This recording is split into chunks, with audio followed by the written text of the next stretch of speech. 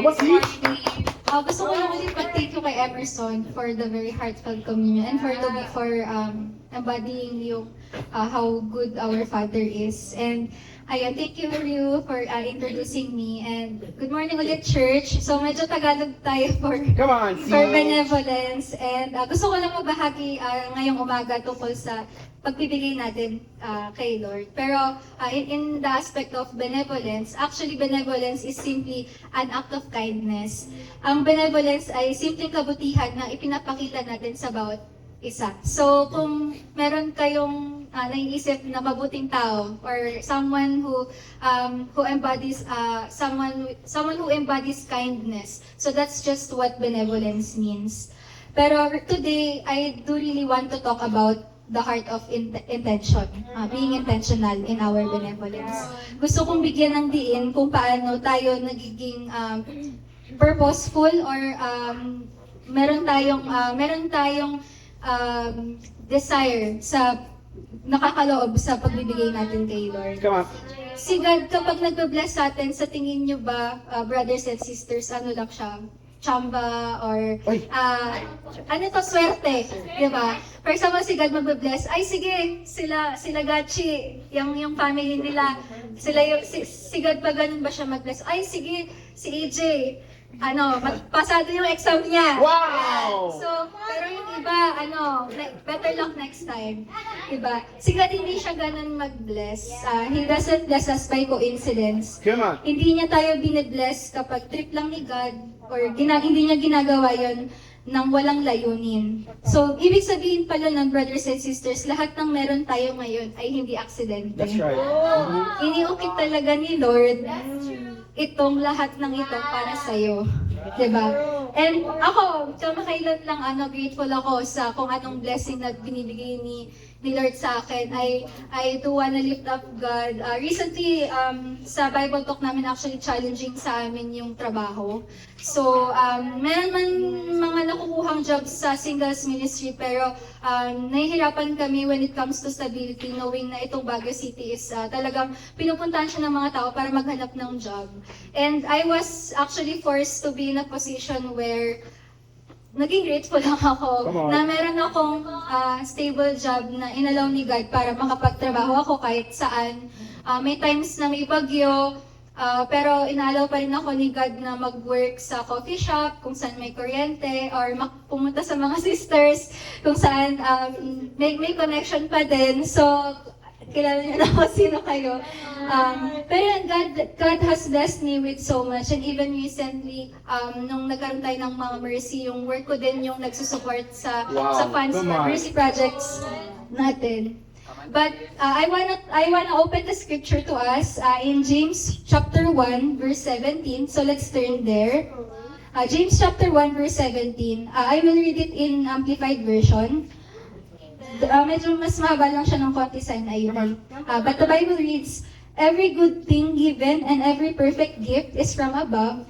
It comes down from the Father of lights, the Creator and Sustainer of the heavens, in whom there is no variation, no rising or setting, or shadow cast by His turning, for He is perfect and never changes." Wow. So lahat pala ng dumarating sa atin na pagpapala ay mula sa Ama natin na perfecto at alam kung sino yung pagbibigyan niya nun. So blessings become perfect, brothers and sisters, when it is shared. Nagiging ganap lang ang pagpapala kapag naibabahagi natin siya sa iba. Kung anong hawak natin ngayon, brothers and sisters, sapat na to para maging pagpapala sa kapwa natin. There is no variation or shadow cast to identify its turning. Ano man ang kalagayan natin, kahit wala tayong pera sa bulsa natin ngayon, or kahit sagala tayo, diba, kapag bagong sahod, amen, hindi ako kasali dyan. Kung intentional magbigay si Lord, dapat intentional din tayo magbigay. So God doesn't operate in good timing or in good mood. Ang bawat biyaya niya ay sadyang pinili at inihanda para sa atin. Wow. CJ, is this message really for me? Siguro iniisip niyo, para mo talaga sa akin to, sis. Ang dami kong binabayaran, di ba? Sa mga married singles, di ba? Yung rent natin. kumakaway na, malapit na magkakapusan. And sa mga campus and kids, di ba, ang tambak ang schoolwork, ang dami natin ginagastos sa mga projects natin, bukod pa yung pagkain natin sa school, di ba? Itlog na nga lang yung ulam natin, minsan nakikisama tayo sa spend time para makakain tayo. Amen, kagabi sa galing. Pero yes, kapatid, para sa'yo ang message na to ngayong umaga. What you may have may seem small, but it's enough. Maaaring maliit lang ang meron ka, pero higit pa ito sa inaakala natin. Hindi nagkataon na yan ang hawak mo ngayon. Kung 5 pesos yan, 10 pesos yan, or 100 pesos yan, amen? Hindi tumitingin si Lord sa halaga, pero higit pa doon ang tinitignan ni Lord. Tinitignan niya kung willing tayo na i-stretch ang faith natin para magbigay tayo. Eh, paano yan, Lord? Wala nang matitira sa wallet ko. Pag nagbigay ako, diba? Kung sinasabi natin na gano'n, alalahanin natin na hindi aksidenteng ginising tayo ni Lord today. Hindi aksidente na ginising ng Diyos ang puso din natin today. Kung you feel, may something sa heart natin dito sa message nito. Diba? If your heart feels stirred right now, huwag kang mag-alinlangan and huwag kang matakot magbigay. Alam ko, dito sa church, madaming mga example ng intentional na magbigay. Kung alam nyo yung tubig na iniinom natin dito sa church, di ba? Hindi yan magic na nandyan lang. Hindi yan bigla na lang pagpunta natin, may tubig na lang or may tinapay na lang. Pero binabiyahe yan ng mga brothers and sisters natin para mag-provide sa bawat isa. Even yung kagabi, nung galing kami sa Marriage Bible Talk, si Mami Seth, di ba? Hindi aksidente na nandito siya ng mamasahe pa uwi.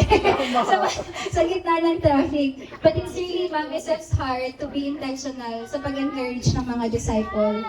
And even yung pag-gising ng earlier ni Ate Jen, di ba? 1 hour early sa quiet time, 1 hour extra earlier para magsaing, para hindi na tayo bibili ng kanin pang lunch pag Sunday. So lahat ng yan, brothers and sisters, it's not an accident, but this examples of the faith chose to be intentional in being a blessing to others. We do not need wealth to be benevolent. Hindi natin kailangan maging financially secured to have kindness. Sapagkat ang mensahe ng Diyos ay para sa lahat ng puso, hindi lang para sa maraming laman na wallet. So now our challenge is, this morning, piliin natin magbigay, hindi dahil may sobra tayo, kundi dahil sadyang pinagpala tayo ng Diyos. At ating tandaan, hindi sukatan ang dami ng laman ng bulsa, kundi ang lalim ng pagmamahal na gusto mong ipasa. Thank you for allowing me.